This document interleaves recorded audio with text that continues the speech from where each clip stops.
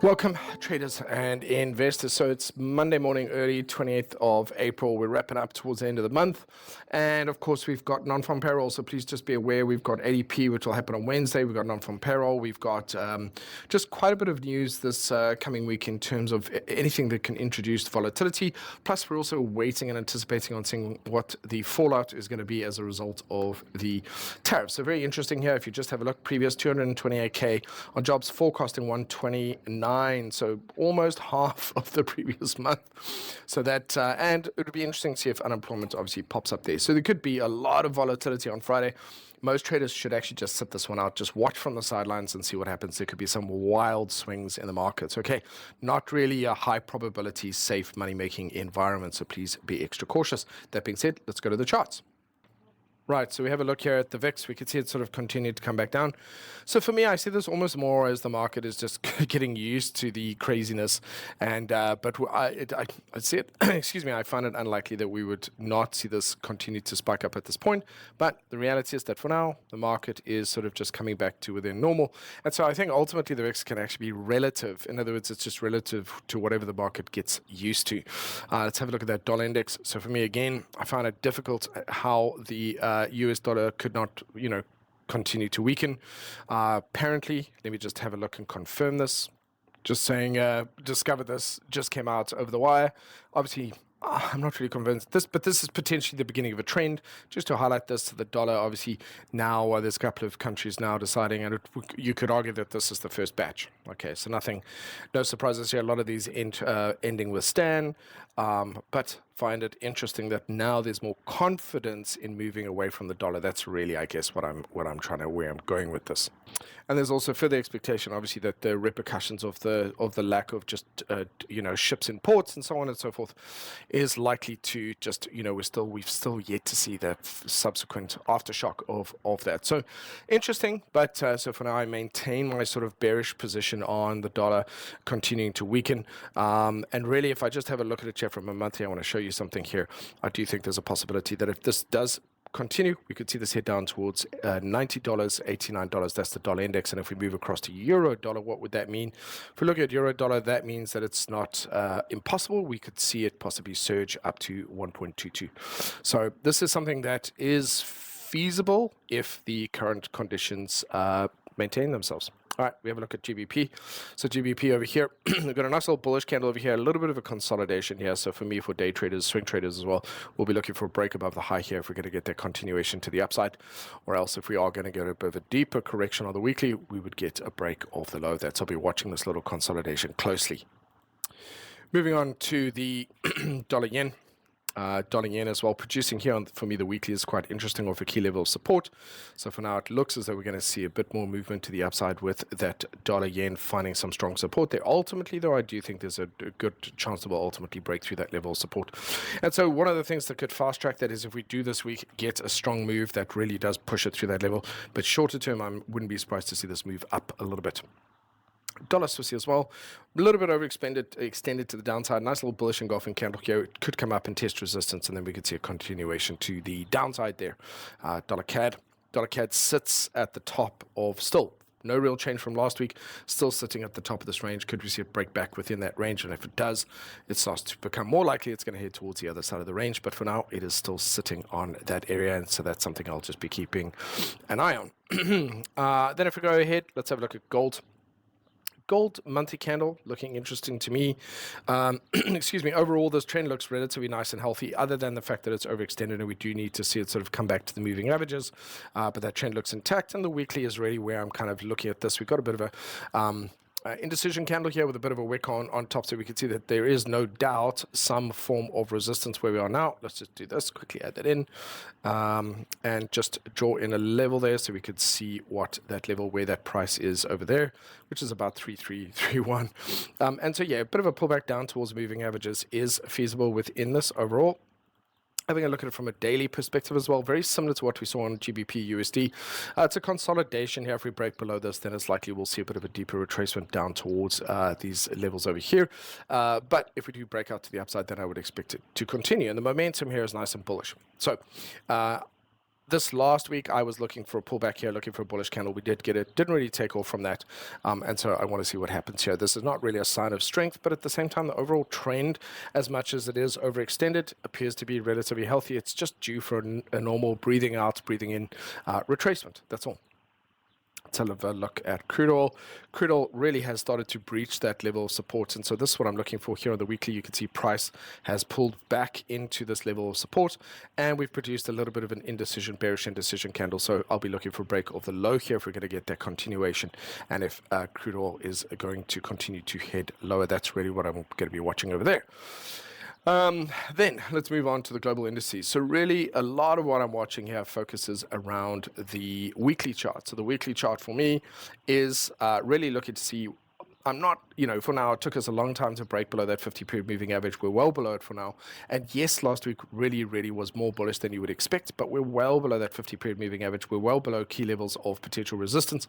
And until we get back over that, I maintain or lean more bearish than bullish at this time. I could see the market here trying to change trend, but for the most part, we could really discover this week how much that resistance plays out. And again, the problem with non-farm payroll is that could change everything. So, in other words, no matter what happens until those figures come out, the market could completely swing the other way and finish completely differently. So, weeks with key levels where there's, where significant moves could completely impact the sort of more medium-term outcome of the markets, it's best to be very cautious, think more short-term, and be prepared that it's possible that non-farm payroll could, by the end of the week, Friday evening when the markets close, that it completely changes the picture. So got to be very cautious about that. Overall, I can see from a monthly perspective, we are at the correct kind of place. We've had a pullback to the 50-period moving average, and historically, we would get a nice green candle, which is where the buyers are returning, and we could see a resumption of that uptrend. But that would imply that we're going to see that at the earliest. If that's going to happen, we would see that in May. So I just really don't think the game is over just yet. And as bullish as it has been last week, that I just think it's too soon for us to be able to say, yes, the market is back. I need a little bit more evidence. And you can see here as well, when we have a look, this is the S&P. You can see how bullish the current candle looks. But we have 1 week in which all of that could change. And if it closes as a very big bullish candle over here, which would be similar to September, which would typically be bearish, then, of course, we're going to see the market likely to push higher. The question then is, how will it deal with this resistance? And, of course, if it doesn't, sorry, let me say that again, we'll see the market push higher, and we'll have to see how it deals with that next resistance level. On the other hand, should it close lower, then the implication is we're going to see it continue to head lower in the coming months, which would make a lot more sense, but it doesn't matter. The market doesn't always have to make sense. That's why we follow the technicals. Have a look at the NASDAQ as well. Similar. So the analysis is really the same here. I really want to see on the weekly. I'm not really going to resume a bullish sentiment until we're back above that 50-period moving average on the weekly. And the conditions here are very unusual. This isn't something I've seen before. It's not to say that we couldn't get a very strong bullish candle, but even if we did, I don't know if there's much more upside after that, because that is not something a very normal, healthy market does. It's almost as though the market is on steroids, and its corrections are shorter and shorter and shorter. So instead of taking 2 or 3 months to let off some of that buying pressure, it's like 2-3 weeks, which is not really, again, not a great sign. So here as well, we can see that Russell 2000 kind of back within its range, even dipping below that on the other side. And so that's also hinting, considering this is small cap companies, that's not really a sign of strength. Okay. The FTSE, also very nice strong bounce. And again, as I've said before, I'd like to see non-US indices and economies take less of a hit than the US. But we're going to have to see ultimately how that plays out. The DAX, of course, being the strongest index outside of the US, you can see a very strong correction back into this area, then taking back up. And of course, it's back up at the highs already. So again, we need to see how this week closes. So let me just sort of restate my concern. I like this one because at least here we're operating above that 50-period moving average. So we're still in a bull market on the DAX. But I do want to reiterate that a market needs to let off some of that buying pressure, and it should take a couple of months to do it. If it does it too quickly, it's almost as though it is on steroids, and therefore the problem with that is that it's operating on fumes, and there is a possibility that it's going to not be able to go much higher. So I'm just cautious about that because that's not a normal natural move. Bitcoin. So Bitcoin, on the other hand, is actually genuinely looking bullish. This is a very strong bullish engulfing candle. I'd be surprised possibly if this changes by the end of the month, but it is looking very bullish. And actually here, to me is looking as though it's got its eye on 100,000 and it's likely to break through that. This is operating in a much more normal, healthy manner. We've had a really nice consolidation breakout and a nice pullback and a nice bullish engulfing candle and nice bullish momentum here. So to me, Bitcoin looks like it has much more upside. Out of all the markets we've looked at so far, believe it or not, Bitcoin actually looks really good. Ethereum, breaking down below the lows here. So Bitcoin is pretty much on its own journey, and we might see a little bit of tail effects into the other pairs, but it seems to be predominantly Bitcoin at this time. All right, Apple also bouncing off that 50-period moving average. So again, my analysis for all of these is going to remain the same. As long as that weekly chart, as long as price stays below that 50-period weekly, I'm still bearish in terms of sentiment. But I can see here that we've had some nice sell-off. We've had a lot of, let off some of that buying pressure. We've got a nice bullish candle forming off a level that was resistance that could now be support. And so again, I think at the end of the month, then I'll be reassessing where we are with all of these, whether to me, I think of them as viable buying opportunities. Again, we've got the same thing happening here with Amazon off a level of support, Alphabet as well back into this area off a level of support. So again, let's just kind of copy that up, bring it up here, and just place that so we could see where we are with that. All right, so doing that, and then finally we've got Meta. Excuse me, Meta back into the moving averages, could finish off here with a bullish candle. So when you go through these, their corrections make a lot more sense. All right, it's just not when you look at the index itself, but when you look at the individual constituents, then their corrections make a lot of sense. NVIDIA here as well. We could see, it's possible we could ultimately see a head and shoulders forming here, left shoulder, head, right shoulder. We could see that before we get a bigger correction, that could happen. And there's a lot that can really unfold in the coming months. So we're just going to have to be prepared for different types of outcomes. Whereas normally in a bull market or a bear market, you just are prepared for more or less one particular type of outcome. Now we have to be prepared that the market conditions can completely change. Tesla. So Tesla here producing a bullish candle at the moment. I think for Tesla, the big challenge is going to be this 300 level. If we can close back up above that, then there is a possibility it's going to start to work its way back up towards 400. If it battles with that and it really ultimately struggles, then we could see this start to head a little bit lower. You can see here we broke to the downside here of this original pattern I spoke to you about last week, where I said it was kind of a 50-50 thing. It's now back on the other side. So it's a little bit, we might as well just remove this, because in essence, I don't even know why we include that as an actual pattern. If it's 50, it really doesn't bring anything to the table. So again, we're still range bound at this point. In fact, let me just highlight that range for you so you could see it.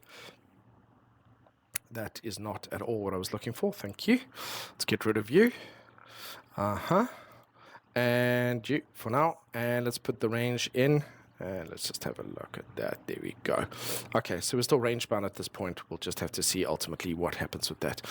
But be prepared for breakouts to the upside and the downside. We'll see what that is. But I don't think the market can arguably be said to be returning to normal operating conditions. The only one that's absolutely very impressive, Netflix here, solid bullish engulfing bar at this time. The only concern I would point out here is that weekly bearish divergence, brand new higher high and a complete lower high on that, which implies that in the coming future, there is going to be some potential volatility. Let's see if that is indeed the case. So we'll just mark out that area and see how it ultimately plays out. We'll put a sort of market like that and see what happens in that coming area. And that is it from me, ladies and gents. Please be cautious and patient this week, and don't overexert yourself. We are in uncertain times, and therefore the market is capable of doing some wild swings. And so ideally conserve your energy. Smaller moves and more aggressive and more conservative are, meaning aggressive in taking profit, conservative with regards to targets and expectations. Thank you very much. Have a good week.